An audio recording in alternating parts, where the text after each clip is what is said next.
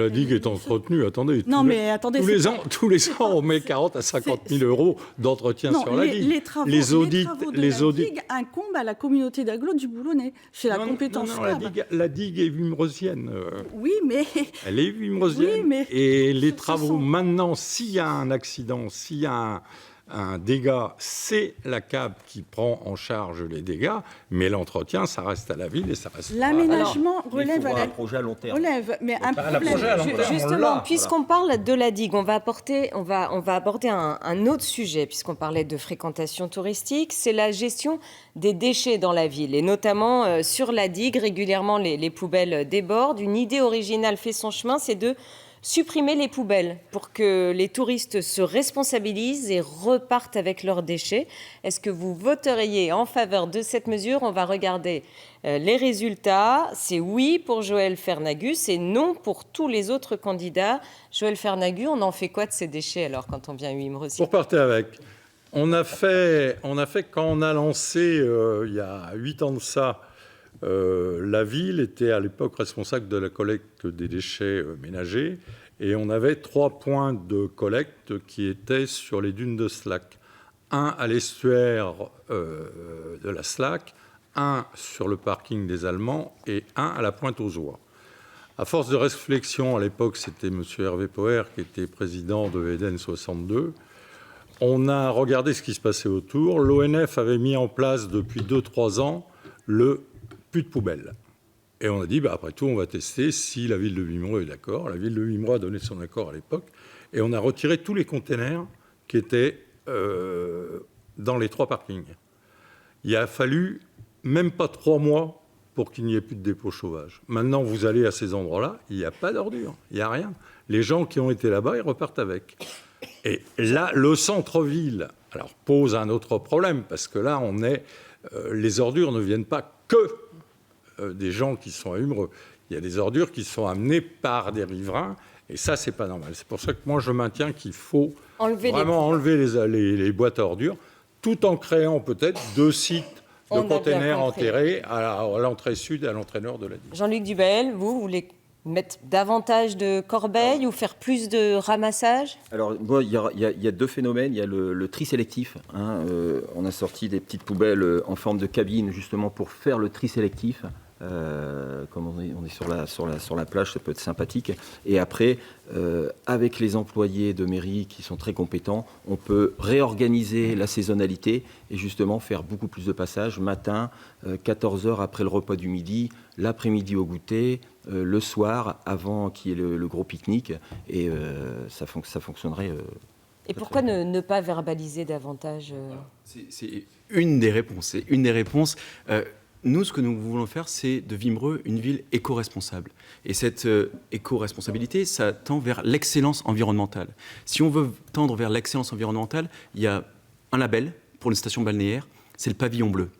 Nous travaillerons à... Nous, on a la pastille bleue de l'État qui est gratuite. On travaillera à avoir... Et bleu. On travaillera à avoir ce label pavillon bleu. Et pour avoir ce label pavillon bleu, ça suppose le tri sélectif sur la digue, ça suppose des points d'apport volontaires, ça suppose une meilleure gestion sur la digue, sur la plage et à proximité de la digue des déchets. Donc on se conformera pour avoir ce label. Ce label, c'est pas seulement un gage d'excellence environnementale, c'est aussi un attrait touristique. Beaucoup de touristes font le choix pour leurs vacances en fonction du label. Donc ça, c'est le premier point, l'excellence environnementale. Et le deuxième point, c'est davantage de sanctions. C'est mettre en place, pourquoi pas, une brigade verte au sein de la police municipale pour sanctionner les incivilités des personnes qui jettent, on l'a vu avec le coronavirus, des personnes qui jettent des masques par terre. Donc des amendes. Des amendes.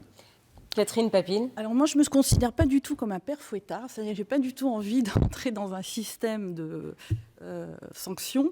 Ce que je voudrais dire, c'est que si on vise, en tant qu'écologiste, l'excellence environnementale en matière de déchets, la meilleure façon de faire, c'est d'abord de ne pas en produire. Donc, réduire les emballages, est une première chose. Et donc, nous, on s'oriente vers une politique globale de réduction des déchets sur la commune et non pas que sur la digue. Comment ? Par une campagne de sensibilisation auprès de la population, d'information dans plusieurs endroits de la ville, par type de signalétique, panneaux d'information, etc., des plaquettes, le site internet, par une sensibilisation aussi en partenariat avec les écoles, les centres socioculturels, etc., mener une vraie politique de sensibilisation à la réduction des déchets. Ce qui n'empêche effectivement pas de prévoir à minima un certain nombre de dispositions pour trier les déchets quand ils demeurent nécessaires, et pourquoi pas sur la digue, mais pas que sur la digue. Jean-Luc Dubaël, faut-il sanctionner ou pas les gens qui Non, jettent il des faut déchets rééduquer les gens, je pense. Aujourd'hui, quand vous voyez, moi je me vois mal quand le TER vient sur la ville, parce que il y a le TER plage qui vient tous les 15 jours en été. Je vois mal leur dire repartez dans le train avec vos poubelles, quoi. Ça se fait pas, quoi. La ville compte, on l'a entendu tout à l'heure, un tiers de résidences secondaires. Alors rappelons-le, la station balnéaire est classée, ces villas art déco sont particulièrement caractéristiques, mais les prix de l'immobilier, les loyers flambent, Wimmre perd des habitants. Jean-Luc Dubaël, comment développer l'habitat social, les logements à des prix raisonnables, tout en préservant le visage de la ville ? Alors aujourd'hui, on On doit... va y aller rapidement puisqu'il nous reste assez peu de temps. On doit éviter tout ce qui est construction aujourd'hui pour les secondes résidences. Je pense qu'il y en a suffisamment, on est tous d'accord là-dessus. On doit privilégier les T4, les T5 pour repeupler les écoles, les classes. C'est indispensable. Aujourd'hui, il y a trop de fermetures de classes. On doit repeupler la ville et travailler avec les bailleurs sociaux pour justement faire des constructions, continuer à faire des constructions, parce qu'il y en a actuellement qui sont en route sur la commune. On doit continuer dans ce sens-là, dans cet axe-là. Joël Fernagu. Oui, c'est très bien ce qu'il vient de dire. Mais la seule chose, c'est qu'un promoteur, quand vous êtes propriétaire d'une maison ou d'un ensemble de maisons qui vaut 100, vous allez les mettre à vendre. Vous avez 4-5 clients qui sont prêts à payer les 100. Puis vous avez un promoteur qui arrive qui vous en donne 150. Vous les donnez au promoteur. Alors, donc, moralité, pour réduire ça, c'est ce qu'on a dit. Moi, je travaille dessus depuis à peu près 2 ans. C'est ce qu'on appelle les fonds fonciers solidaires. C'est-à-dire que c'est la mairie, c'est la commune qui investit. On a les possibilités d'avoir des prêts à 99 ans, donc qui répercutent sur un loyer aux habitants qui achètent sur ces terrains-là. Et ce qui permet qu'à la personne de ne payer que sa maison. Et ce qui supprime surtout, c'est toutes les spéculations sur le prix du terrain. Catherine Papille. Moi, je pense également que ce qu'il faut, la priorité des priorités, c'est de faire revenir les familles avec des enfants pour redensifier la population. Donc ça, c'est la première chose. Et que c'est développer le logement social. Alors, il y a plusieurs possibilités. Pourquoi pas acquérir des bâtiments dans la ville pour travailler avec des bailleurs sociaux pour les réaménager, les réhabiliter. Oui, mais pour les acquérir, il faut préempter. On n'a pas le droit de préempter. Je suis désolée, on va être obligé d'accélérer le rythme, sinon vous n'aurez plus de temps pour conclure. Demander à revoir la révision du PLUI pour revoir également à la baisse la densification à l'hectare des constructions. Donc, revoir le plan d'urbanisme. Oui, tout à fait. Aurélien Portuez, très rapidement, et après vous aurez 30 secondes de conclusion. Vraiment. Très rapidement, le visage de la ville, on sera tous d'accord sur le fait qu'il faut des réponses fortes pour attirer les Wimmrosiens à l'année. On propose parmi ces solutions, on propose la création d'une crèche municipale. Ce sont des services qui sont voulus par les jeunes ménages. C'est comme ça qu'on remplira nos classes d'école. Deuxième élément, le visage de la ville, c'est au sens strict. Wimmre, c'est la belle époque. C'est aussi assurer une tradition par rapport à la tradition architecturale de Wimmre, mais aussi mettre Wimmre dans le XXIe siècle. Et nous travaillerons avec les Wimmrosiens pour que les projets collectifs soient validés, concertés avec les Wimmrosiens et spécifiquement avec les associations wimmrosiennes concernées qui sont plus ou moins jeunes et qui ont des compétences. Qui auront leur mot à dire. Exactement. Merci beaucoup. Allez, en guise de conclusion, je vous propose de vous donner donc 30 secondes chacun. Vous avez carte blanche et après tirage au sort, c'est vous, Catherine Papille, qui commencez.